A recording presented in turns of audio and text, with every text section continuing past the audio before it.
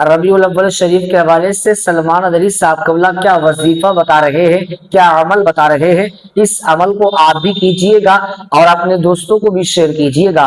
इस बयान को जरूर सुने, इंशाअल्लाह आपका और हमारा ईमान ताजा हो जाएगा। सुने आप पहले इस बयान को। की बहुत बात करोगे तो ये मार डालेंगे। तो हमारे अइम्मा इकराम और बुजुर्गों का ये खुद मेरा अपना पर्सनल तजुर्बा भी है और वजीफा भी है। मैंने अल्हम्दुलिल्लाह कई कठिन औकात में, कई सख्त मुश्किलात में इस वजीफे को किया है। आपको भी इस चीज की मैं इजाजत देता हूँ, कभी भी ऐसी कोई सख्त चीज आ जाए, हल होने जैसी लगती नहीं है और डर सवार हो, एक दिन में इस आयत करीमा को हस्बुनल्लाहु व निअमल वकील, और इसके अलावा दूसरी आयत है वो 16वें पारे के आखिर में, निअमल मौला व निअमन नसीर। दो हिस्से हैं, एक हिस्सा यहाँ है, एक हिस्सा वहां है। हस्बुनल्लाहु व निअमल वकील, निअमल मौला व निअमन नसीर। इसको तादाद के एतबार से 786 मरतबा पढ़े, कैसी भी सख्त मुश्किल हो अल्लाह आसान फरमाएगा। हत्ता कि हमने देखा बड़े बड़े हाकिमों का दिल अल्लाह पिघल देता है, नरम कर देता है। और कोई ऐसी मुसीबत जिसके हल की सूरतें नजर नहीं आती, इन आयतों की बरकत से वो ऐसे खत्म होती हैं पता तक नहीं चलता। तो बहुत सारी इधर उधर दूसरों के हाथ में पड़ जाने से बेहतर है कुरान ने जो सिखाया है वो कर लो अपनी। और लोग आसानी चाहते ना, आज लोगों को आसानी चाहिए, पढ़ना कुछ नहीं है, सिर्फ धागा चाहिए, ताबीज चाहिए। आप पढ़ दो ना, हम क्यों पढ़ें, यही कहते हैं लोग। अल्लाह ने आपको इल्म दिया है, आप कुरान के हाफिज हैं, आप आलिम है, मुफ्ती हैं, आप पढ़ दो, हम ही पढ़ें सब। अजीजा निगरामी, तुम भी तो मुसलमान हो, तुम्हें भी अल्लाह का कलाम पढ़ना चाहिए, तुम्हें भी अल्लाह ने जुबान दी है। तो अमल के एतबार से थोड़ा तुम आगे बढ़ो, थोड़ा हम आगे बढ़े, और दोनों मिलकर के एक तासीर पैदा हो। अमल के अंदर तासीर है।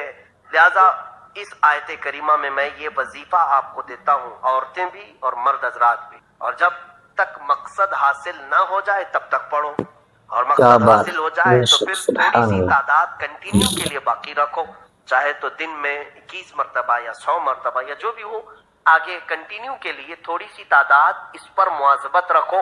फिर देखना कि कोई तुमसे सख्ती से बात तक नहीं करेगा, हजार वो दुश्मनी करे लेकिन सामने खड़े होने की हिम्मत नहीं करेगा। यही सहाबा की तासीर, उनका जो असर था, उनका जो रौब था।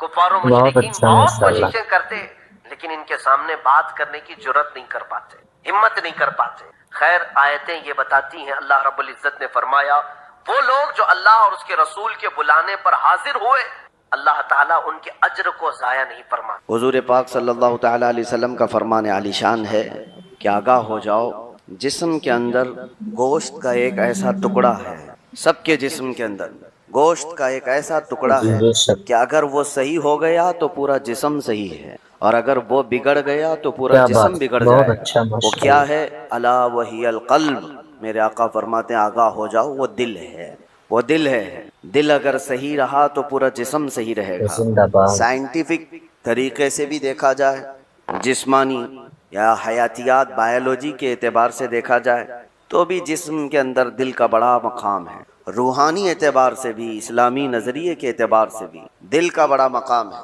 उसको रईसुल आज़ा कहा गया है, सारे आज़ा का, हमारे सारे बॉडी के पार्ट्स का बादशाह है।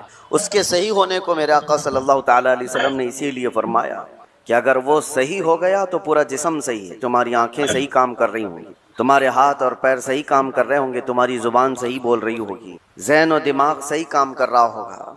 लेकिन दिल अगर बिगड़ गया है, इसके अंदर दूसरी चीज़ें भर गई हैं, तो फिर हर चीज़ फसादी हो जाएगी। उसकी आँखों से भी, उसके हाथों पैरों से भी, उसकी ज़ुबान से भी बुराइयां ही सादिर होने लग जाएंगी। तो इसीलिए औलिया इकराम के मदरसे में ख़ास तौर पर दिल की सफाई पर तवज्जो दी जाती है, जिसको तज़किये क़ल्ब कहा जाता है, तस्फ़िये क़ल्ब कहा जाता है। सफाई, दिल की सफाई और दिल की पाकीज़गी, ये बहुत ज़रूरी चीज़ है। इसके बग़ैर आदमी के अंदर कोई चीज़ ठहरती नहीं। और दिल का मामला ऐसा है कि पल में तोला पल में माशा, कभी इधर का होता है कभी उधर का होता है। अभी कुछ और सोच रहा है, थोड़ी देर के बाद कुछ और दिल में आ रहा होता है। कल्ब कहते हैं पलटने की चीज़ को।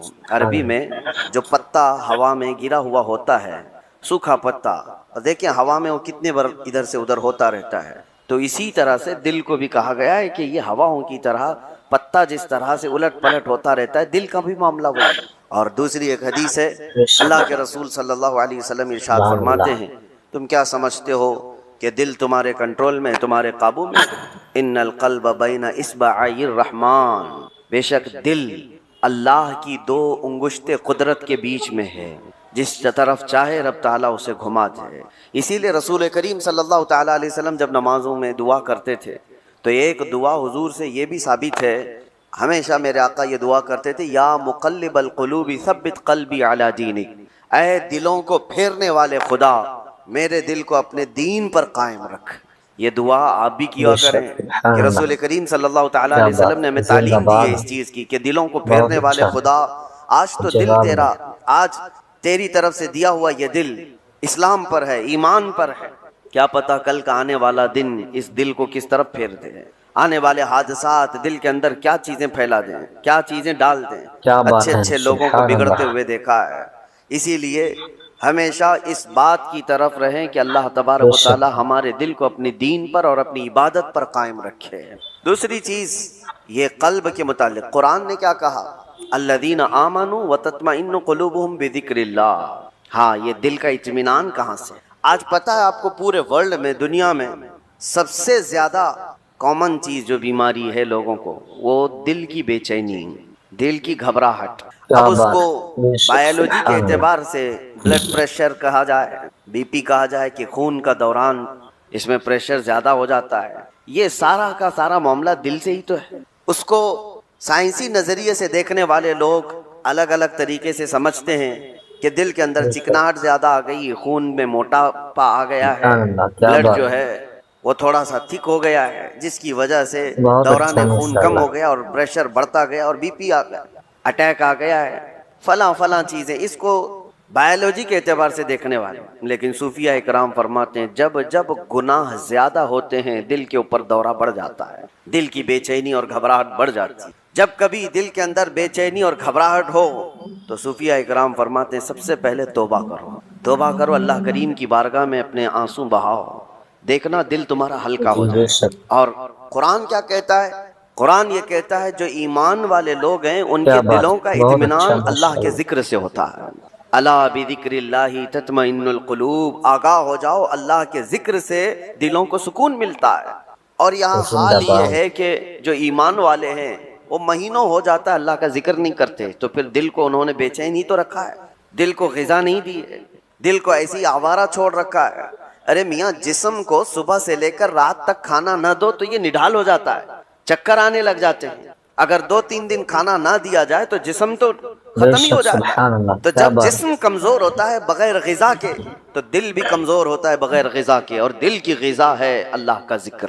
اللہ کا ذکر جب جب ہو تو یہ دل کو پاورفل بناتا ہے، دل کے اندر مضبوطی آتی ہے۔ 2 چیزیں خاص کر لیں اپنی زندگی میں، ایک استغفار کثرت سے، استغفر اللہ ربی من کل ذنب واتوب الیہ، بیٹھتے اٹھتے جس وقت بھی ہو استغفار کثرت سے کرو کہ توبہ کرنا ہے۔ نہ جانے ہماری آنکھیں ابھی کیا کر کے آئی ہیں، پتہ نہیں ہمارے ہاتھوں نے کیا کر دیا، ہماری زبان نے کیا کیا، دن بھر کی خطائیں یہ بڑھتی چلی جاتی ہیں۔ اور ایک حدیث یہ بھی ہے کہ جب انسان پیدا ہوتا ہے نا تو اس کا دل بالکل صاف شفاف آئینے کی طرح ہوتا ہے، صاف شفاف ہوتا ہے آئینے کی طرح۔ جب وہ گناہ کرتا ہے تو ایک کالا دھبا اس کے دل پر لگا دیا جاتا ہے، ایک دھبا، پھر دوسرا گناہ کرتا ہے دوسرا دھبا، تیسرا گناہ کرتا ہے تیسرا دھبا، تو یہ دھبے، یہ داغ بڑھتے بڑھتے بڑھتے پھر پورے دل کو کالا کر دیتے ہیں، پورا دل سیاہ ہو جاتا ہے۔ اور جب دل کالا ہو جائے تو اس کی علامتیں یہ بتائی گئی ہیں کہ مسجد میں زیادہ دیر بیٹھنے کا من نہیں کرتا، قرآن زیادہ دیر پڑھنے کی طبیعت نہیں چاہتی، جلدی سے قرآن بند کر دو، جلدی سے مسجد سے نکل کر بھاگ جاؤ، نیکیوں کی طرف اس کی رغبت نہیں ہوتی، جیب میں پیسے ہوں گے لیکن کسی کو خیرات کرنے کا دل نہیں کرتا۔ تو یہ دل کے کالے ہونے کی علامات ہیں، سیاہ ہونے کی علامات ہیں۔ یہ ایکسرا مشین سے اور سونوگرافی سے معلوم ہونے والی چیزیں نہیں ہیں، یہ اللہ کے نبی صلی اللہ تعالیٰ علیہ وسلم نے بیان فرمایا۔ اب اس کے علاج کی طرف ہمیں توجہ دینی ہے۔ آج دنیا نے ہمارے دلوں کو اپنے رنگین گناہوں سے سیاہ کر ہی دیا ہے۔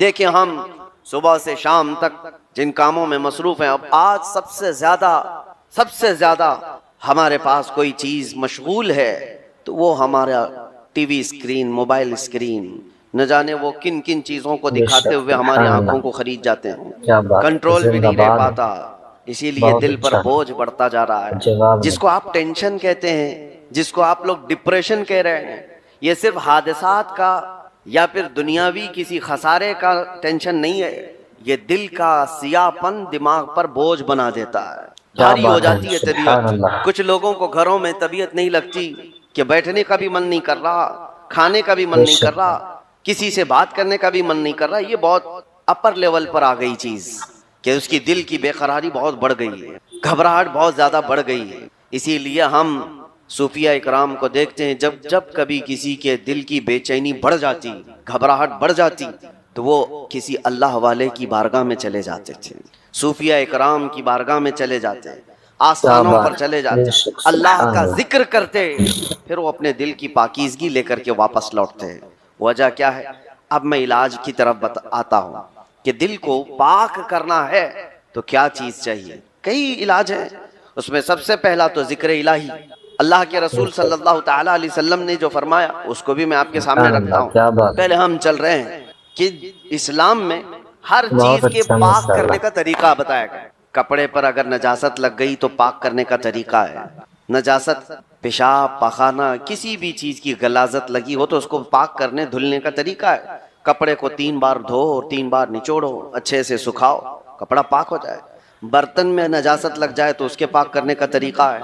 अगर पानी की बाल्टी में कोई नजासत गिर गई उसको पाक करने का भी तरीका है। फिक़ह में सबके कुएं में नजासत गिर गई, कुआं था उसमें चूहा गिर गया, बिल्ली गिर गई, बकरी, कुत्ता, जो भी जिस साइज का है उसके सबके मसले मौजूद हैं। कितने डोल पानी निकालने पर ये पानी पाक हो जाएगा।